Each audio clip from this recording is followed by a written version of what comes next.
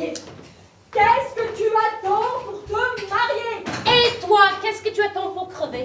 Marie-toi et je crèverai. Crève et je me marierai. Je ne comprends pas pourquoi personne ne veut de ma petite Sprazzi. Que lui manque-t-il? Rien. C'est même carrément une bonne affaire. Tout en chair, aucune perte, pas le moindre bout d'os. De quel côté que tu la tournes, c'est l'opulence. L'opulence. Tu aimes le gigot? Voilà du gigot. Tu préfères de la poitrine? Ben, voilà de la poitrine. Tout le monde danse et moi je fais tapisserie. Quand me présenteras-tu à ton père? Ton père qui possède 2 camions et 50% des actions de Schuffel-Dozer. Quand lui parleras-tu de nos fiançailles?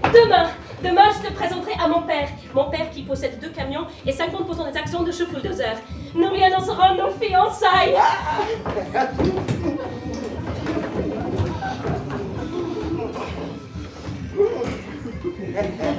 Et qu'est-ce qu'elle a mangé, ta Spratz? Du hareng. Quand? Hier. J'ai effectivement mangé du hareng hier, dans un petit resto avec une copine. Mais me suis-je contentée de hareng?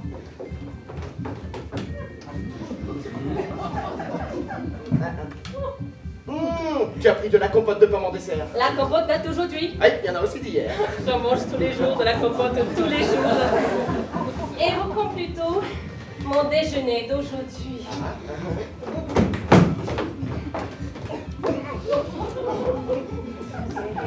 Il est grand, le papa. Il en a plein les poches. Et ça carillonne de partout. Et l'homme qui a les poches pleines a non seulement de la veine, mais des couilles. Des vraies, sans doute. Mais le temps qu'il m'a rempli les poches, m'a aussi vidé les couilles. J'ai épousé une imposture. Je me suis fait rouler. Et si j'avais été un homme heureux, je passais 50 ans à m'empiffrer. Où vas-tu? Prendre un peu l'air. Non, c'est ça, prends l'air. Respire. Et n'oublie pas de qui tu es la femme. Qui est à qui, ma cocotte? Je me sens si faible, si fragile. Parce que moi, ce que j'aime par-dessus tout, c'est me laisser porter par le vent.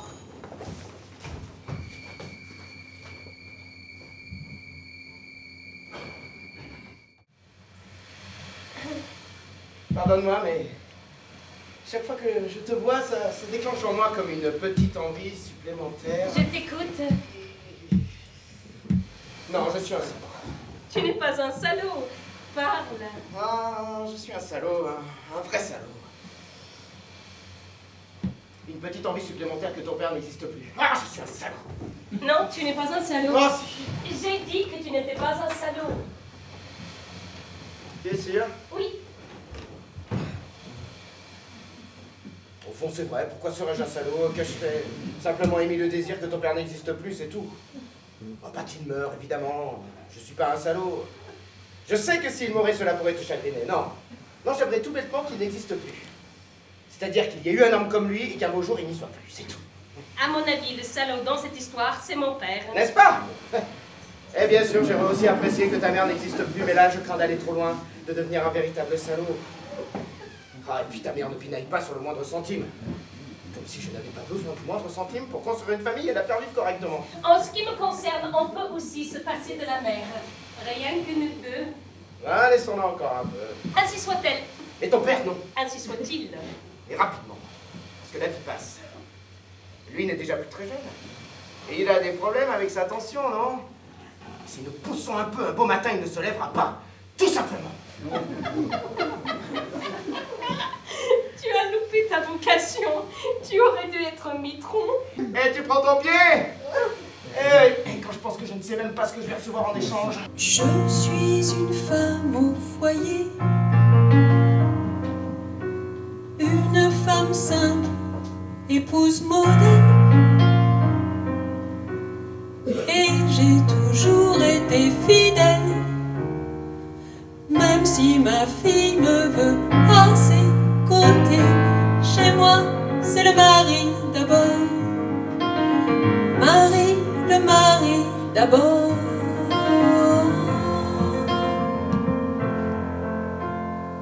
Ça pourrait rester mon credo, sans ce petit détail mineur. ma fille m'offre un professeur, moi qui aime tant les intellos.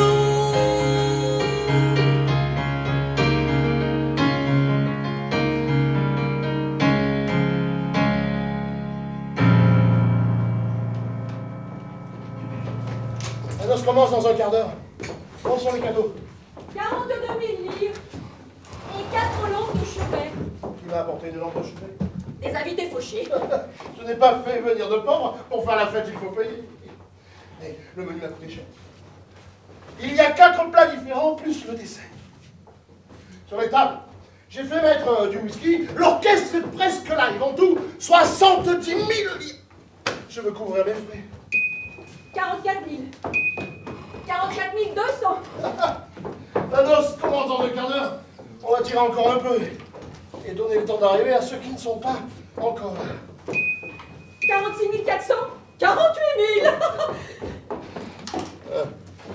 1, 2, ah, au portefeuille. À vos carnets de chèques. Croyez-vous qu'une noce, ce soit une partie de plaisir? J'ai une fille qui a besoin d'amour et l'amour, ça se paye. 50 000. 52 000. J'appelle le jeune couple. Et voilà. Admirez-les. À votre bon cœur, brave Jean. Mon mari et moi sommes orphelins. Merci. 69 300. À votre bon cœur, brave Jean. Et notre fille le sera bientôt, elle aussi. 69 900. Plus que 100 000. Vous vous demandez certainement ce qui pousse un homme comme moi à se mettre à genoux pour s'en lire. Une seule raison, je ne les ai pas. L'alliance. Le chèque. Quel chèque? Vous ne m'avez pas donné le chèque. Répondez d'abord. Monsieur Charkest Burns, acceptez-vous Le chèque. Acceptez-vous de prendre... Le chèque. Vous me retardez. Acceptez-vous De prendre. pour épouse mademoiselle? Voilà, jusqu'à épouse. Je ne dépasse pas le mot épouse sans chèque. C'est la guerre. Il faut faire des réserves. Strati, avant que ton père et les invités ne se servent une deuxième fois, ramasse vite le pain, le riz, les pommes de terre, les restes de boulettes, tout. Je suis si inquiète, maman. Si Charkes meurt, mon mariage est foutu. La guerre se poursuit, la femme pleure toutes les nuits, mais le matin très tôt, elle se débrouille pour trouver des kilos de sucre et plein de boîtes de cacao, sans oublier le Coca-Cola. Je ferai en Argentine, du commerce de viande bovine. J'achèterai tout un cheptel que je gaverai de farine. Animal ou autre, et après, je les égorgerai. J'ai une maîtresse qui s'appelle Rosette. Rosette aime shit. Elle s'allonge devant moi, docile et délicate. Elle ne demande rien. Et surtout pas d'argent. J'introduis Rosette dans ma bouche. Je la mâche consciencieusement. Je la mêle à ma salive et je l'avale. Rosette, elle me shit.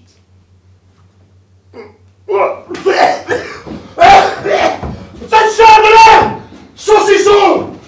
Toi, tu as un mari malade à la maison. Oh, s'il te plaît, si tu savais comme j'aimerais m'attabler au soleil le matin, prendre un petit café, ouvrir le journal, lire les potins, les annonces matrimoniales, la nécrologie. Les femmes comme toi, maman, ne fréquentent plus les cafés. Elles passent devant en allant au dispensaire. Et Los Angeles, le professeur. Le professeur. Il n'y a pas de professeur. Pas de professeur. Non. Mais j'en veux un, moi, de professeur. Jarkes, on rentre. Je crains que le bébé n'ait déjà entendu trop de conneries.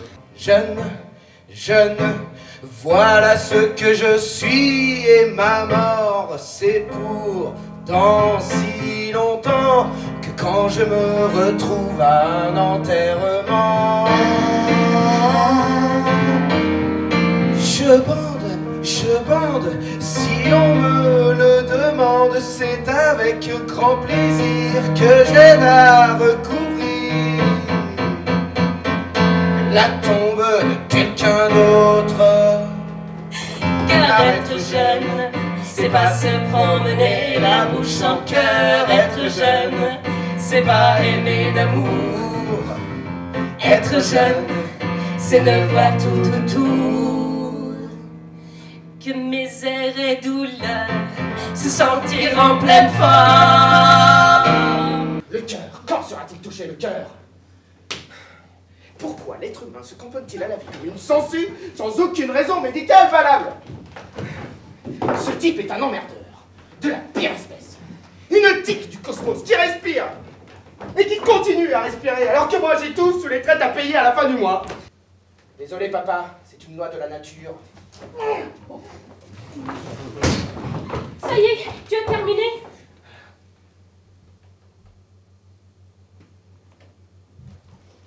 Oh, me voilà orpheline. Attention, on vient! C'est à nouveau la guerre! La guerre! À l'heure du déjeuner! Tu règles l'héritage chez le notaire. Une moitié te revient de droit, quant à l'autre, tu prends un avocat pour l'obtenir. Ah, et puis commence à lui trouver une place dans un hospice.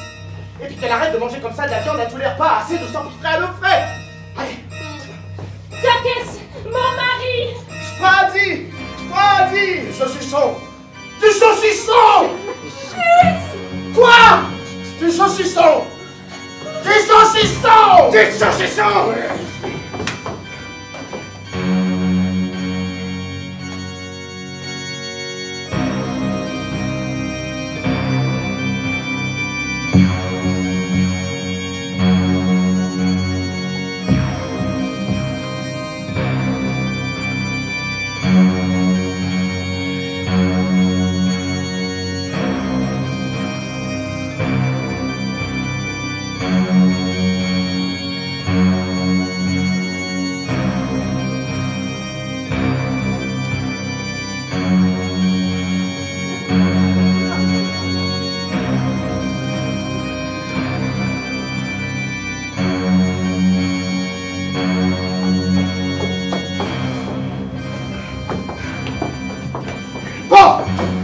Grâce à la guerre, vous jouez les prolongations. Jarkes Peltz, 32 ans, officier. Jarkes Peltz, 32 ans, officier. Jarkes Peltz, 32 ans, officier. Y a-t-il des nouvelles?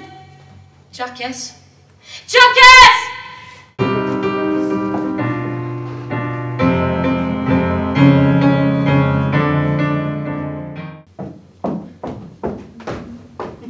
Qui est-ce? Jarkes. Jarkes? Les morts ne viennent pas chez les gens au milieu du dîner. Les morts ont leurs heures de visite dans les rêves. Que voulez-vous? Un steak. Un steak? Un steak. À 75 livres le kilo. On voudrait que je nourrisse aussi les morts. J'ai des morts sous la table. Des tas de morts sous la table. J'en ai dans les tiroirs sous les lits, plein les armoires. J'ai des morts dans toute la maison. J'ai des morts pour toutes les saisons. À plus long terme, j'ai des morts qui vivent encore. Et des morts qui ne sont pas nés. Avec tous ces morts en devenir, je me bâtirai un empire. Je bouffe du mort. Je bois du mort. Du mort. Du mort. Du mort. Si je n'avais pas conscience de vivre un moment historique, je crois que j'aurais déjà craqué.